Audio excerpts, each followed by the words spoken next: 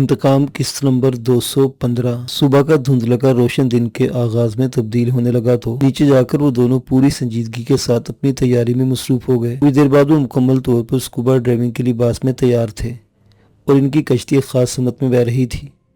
زبردست، کہیں کوئی کمی نہیں رہی۔ ارتضیٰ کنٹرول روم سے باہر نکل آیا تو ان کی تیاری دیکھ کر داد دی۔ بس اب تو صرف تمہاری طرف سے اشارے کا انتظار ہے، معاذ نے اسے باور کرایا۔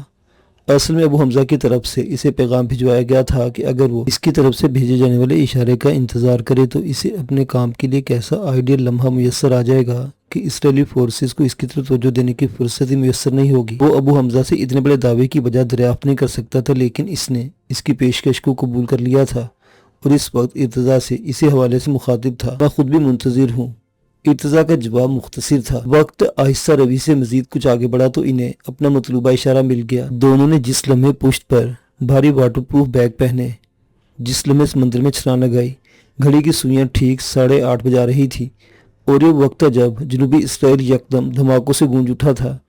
سمندر، فضا اور زمین سے بیک وقت کیے گئے حملوں نے اسرائیل میں افراتفری مچا دی تھی۔ وہ دونوں اس سارے ہنگامے سے بے خبر گہرے سمندر میں تیرتے ہوئے اپنی منزل تک پہنچنے کی جدوجہد کر رہے تھے۔ کلائی پر بندہ گھڑی نما واٹر پروف سمت پیما ان کی بالکل ٹھیک رہنمائی کر رہا تھا۔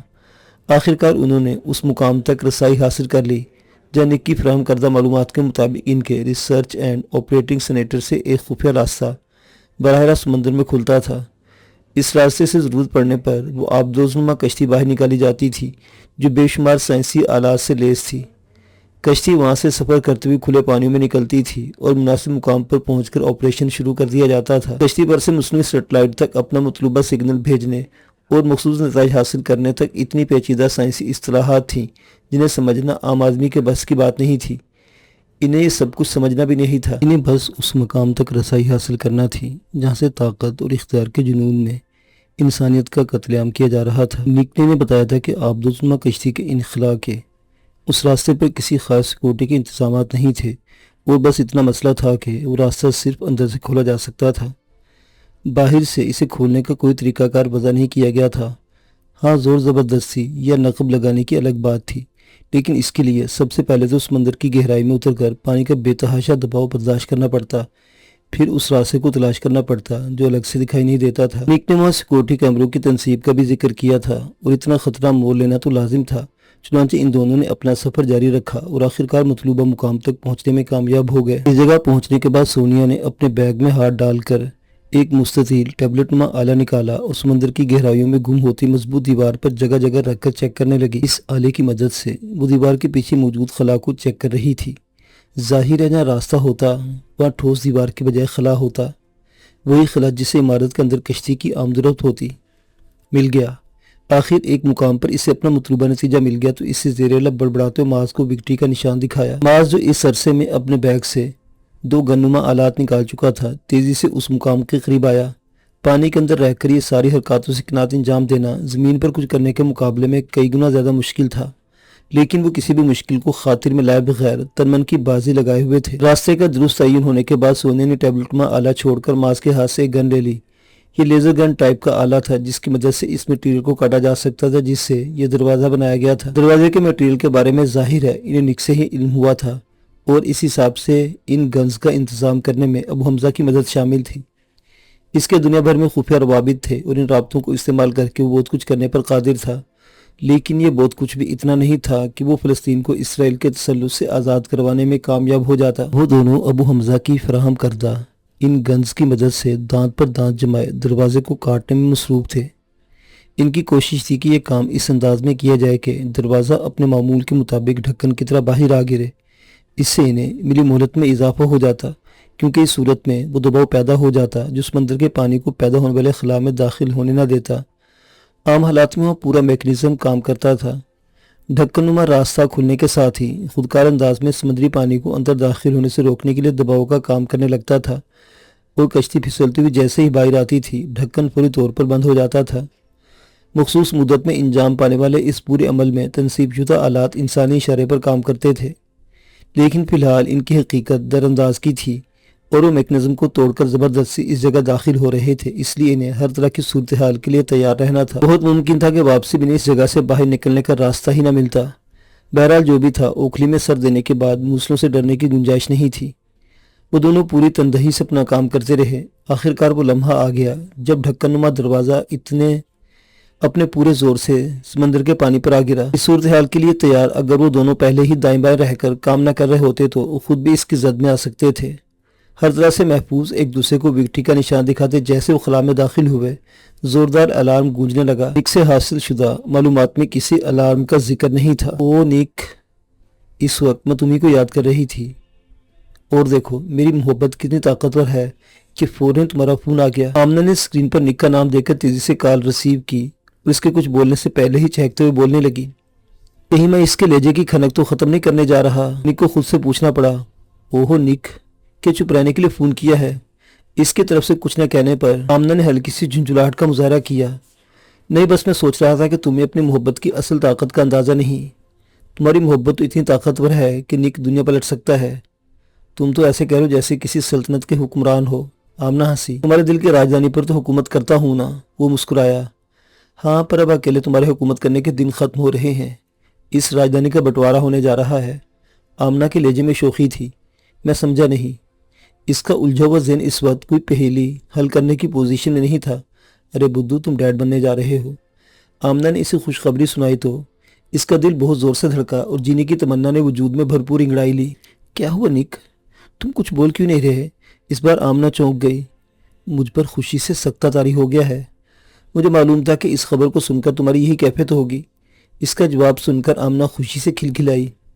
اچھا ایمی، میری بات غور سے سنو اور بغیر کسی سوال کے جواب کے اس پر عمل کرو۔ وہ آمنہ کے خوشگوار موڈ کو برباد نہیں کرنا چاہتا تھا، لیکن جو کہنے کے لیے کال کی تھی وہ کہنا ضروری تھا کہ وقت تیزی سے ختم ہوتا جا رہا تھا۔ کیا بات ہے نک؟ کیا کوئی مسئلہ ہے؟ تم مجھے نارمل نہیں لگ رہے ہو۔ آمنہ اس کے لہجے سے تشویش کا شکار ہوئی۔ تمہارا سفری بیگ الماری میں تیار پڑا ہے، 10 منٹ میں تمہارے چچا تمہیں لینے پہنچیں گے۔ تم ان کے ساتھ ایران جا رہی ہو؟ لیکن کیوں نک؟ یہ سب کیا ہے؟ مجھے سمجھ نہیں آ رہا۔ آمنہ اس کی بات سن کر سر پٹا گئی۔ میں نے کہا نا کہ کوئی سوال نہیں کرنا۔ تم سوچ سکتی ہو کہ میں تمہارے لیے کوئی غلط فیصلہ نہیں کروں گا، لیکن نک، کوئی لیکن نہیں ایمی۔ مشکل فیصلوں کے بعد لیکن کی گنجائش نہیں رہتی۔ میرے لیے خوشی کی بات یہ کہ میرا بچہ جب اس دنیا میں آئے گا تو اس کے پاس اپنے باپ کے حوالے سے کوئی گلٹ نہیں ہوگا۔ تم نہیں آؤ گے ہمارے ساتھ؟ آمنہ نے لرزتی آواز میں پوچھا۔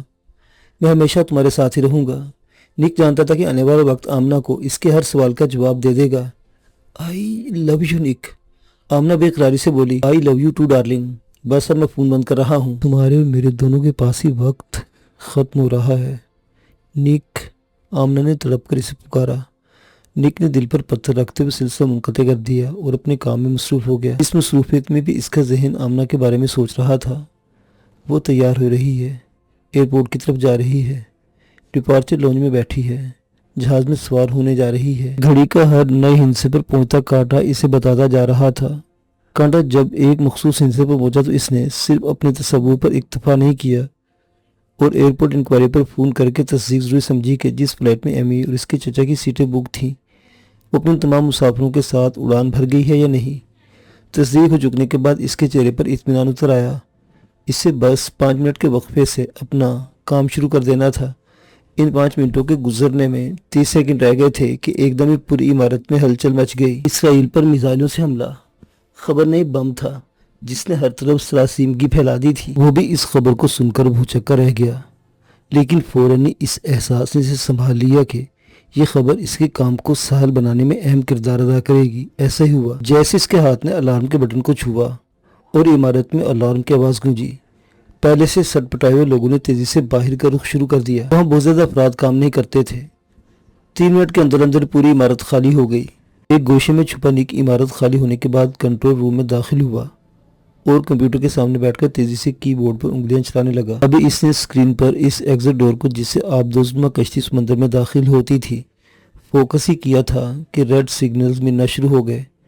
وہ جانتا تھا کہ یہ ریڈ سگنلز بات کی نشاندہی کے لیے ہیں کہ ایگزٹ ڈور کے ساتھ کوئی گڑبڑ ہے اور ماہرین کو اسے چیک کر کے پیدا ہونے والی خامی کو دور کرنا چاہیے۔ وہ جب سے یہاں ملازمت کر رہا تھا ایک بار بھی ایسی نوبت نہیں آئی تھی۔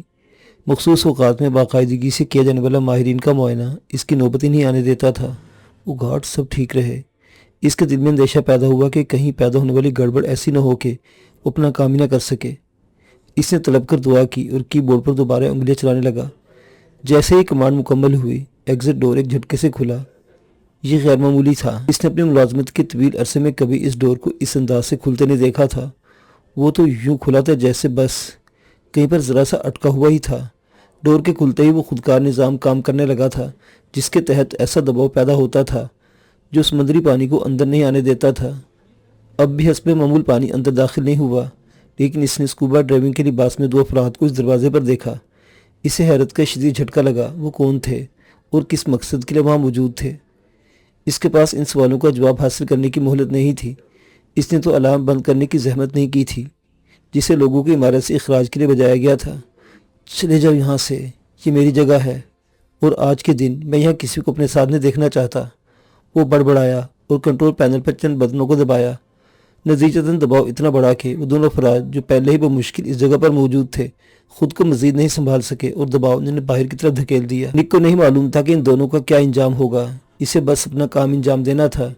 اس نے آہستہ آہستہ دباؤ کو کم کرنا شروع کر دیا۔ جو ہی دباؤ کم ہوا، سمندر کے پانی کو اندر گھسنے کا موقع مل گیا۔ وہ جانتا تھا ٹنوں کے حساب سے اندر داخل ہوتا پانی چند لمحوں میں اس عمارت سمیت سب کو بری طرح ڈبو دے گا اور یہاں تباہی کے سوا کچھ باقی نہیں رہے گا، لیکن پھر بھی اپنی جگہ سے نہیں ہلا۔ اس وقت اس کے تصور میں سیلابی پانی سے گھرے ایک چٹانی پتھر پر پناہ لینے والا وہ بے بس ماں اور بچے تھے جنہیں بظاہر سیلاب نے لیکن حقیقتاً اس کی قوم کے جنون حکمرانی نے غرقاب کر دیا تھا۔ اسے اپنی جان کی قربانی دے کر اس کو کفارہ ادا کرنا تھا جو وہ کر گزرا تھا۔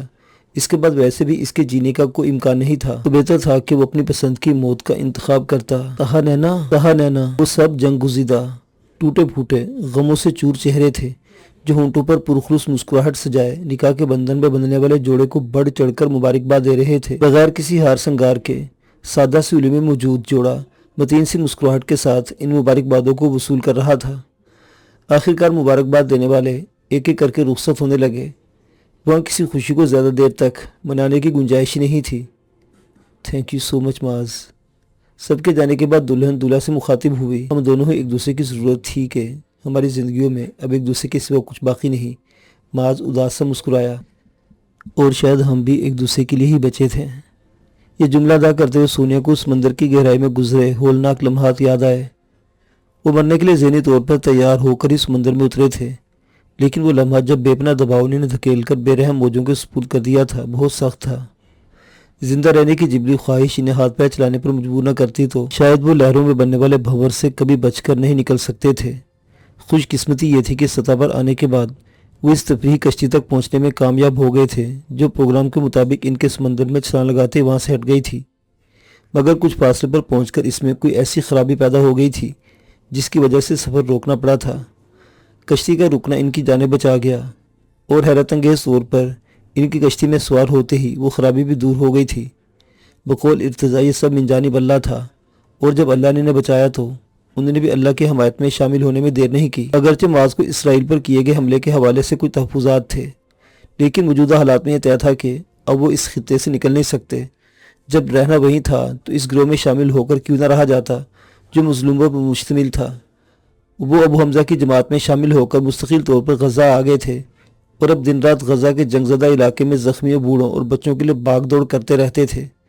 یہ سب کرتے ہوئے انہیں کسی بات کا ہوش نہیں تھا، لیکن جب ارتضیٰ نے معاذ کے سامنے نکاح کی تجویز رکھی تو وہ اسے رد نہیں کر سکا۔ ایک ایسی عورت جس نے اس کی خاطر دنیا کی ہر نعمت ٹھکرا دی تھی، اتنا حق تو رکھتی تھی کہ وہ اسے اپنا نام دے کر معتبر کر دیتا، اور آج اس نے یہی کیا تھا۔ ہاں تم ٹھیک کہہ رہی ہو۔ معاذ نے اس کی تائید کرتے ہوئے اس کا ہاتھ نرمی سے اپنی گرفت میں لے لیا اور ہونٹوں کے قریب لے جا کر آہستہ سے چوم لیا۔ اس پر سجل کا چہرہ اس کے تصور میں لہرایا۔ اس کا چہرہ یوں کھلا ہوا تھا جیسے وہ بہت خوش ہو۔ مجھے لگتا ہماری زندگیوں کی اب تک کی بھاگ دوڑ ہی تھی اس لیے کہ ہمیں اس سرزمین پر ان مظلوموں کی مدد کے لیے اکٹھے ہونا تھا۔ میں نہیں جانتی کہ ہم کب تک جئیں گے اور ہمارا ساتھ کتنا طویل ہوگا، لیکن یہ طے ہے کہ حالات کچھ بھی ہوں اب میں ان کا ساتھ نہیں چھوڑوں گی۔ میرا جینا اب انہی کے ساتھ ہے، میرا بھی۔ معاذ نے بھی الفاظ ادا کیے ہی تھے کہ زوردار دھماکوں کی آواز کے ساتھ زمین لرز گئی۔ وہ دونوں سب کچھ بھول بھال کر تیزی سے باہر کی جانب بھاگے۔ یہ دیکھ کر ان کے ہونٹوں سے سرد آہ نکل گئی کہ وہ عارضی پناہ گاہ جہاں کئی بے گھر ہو جانے والوں کو رکھا گیا تھا بری طرح منہدم ہو گئی تھی۔ اسرائیل کی طرف سے داغے گئے میزائلوں نے مرے ہوئوں کو مزید مارنے کا بندوبست کر دیا تھا، لیکن شاباش تھی اس باہمت قوم کو بھی ہر نئے زخم کے بعد بھی اٹھ کھڑے ہوتے تھے۔ اس وقت بھی متاثرین کی مدد کرنے کا سلسلہ جاری ہو گیا تھا۔ وہ دونوں بھی مدد کرنے والوں کے ساتھ شامل ہو گئے۔ کتنی لاشیں اور زخمی ملبے تلے سے نکالے، معاذ کو یاد نہیں رہا، لیکن جب ملبے تلے دبی اس گڑیا کو نکال کر اسے اپنے منہ سے سانس دی اور اس کا تنفس بحال کرنے میں کامیاب ہوا تو لگا ساری تھکن دور ہو گئی۔ جان تو ایک دن جان ہی تھی، تو کیا برا تھا اگر زندگی بجھتے ہوئے چراغوں کو بچانے میں صرف ہو جاتی۔ در حقیقت موت کی آنکھوں میں آنکھیں ڈال کر زندگی کے چراغ جلاتے جانا ہی اصل شاہزوری تھی۔ معزز سامعین حضرات، یہ ہماری اس طویل داستان کی آخری قسط تھی۔ امید ہے کہ آپ کو پسند آئی ہوگی۔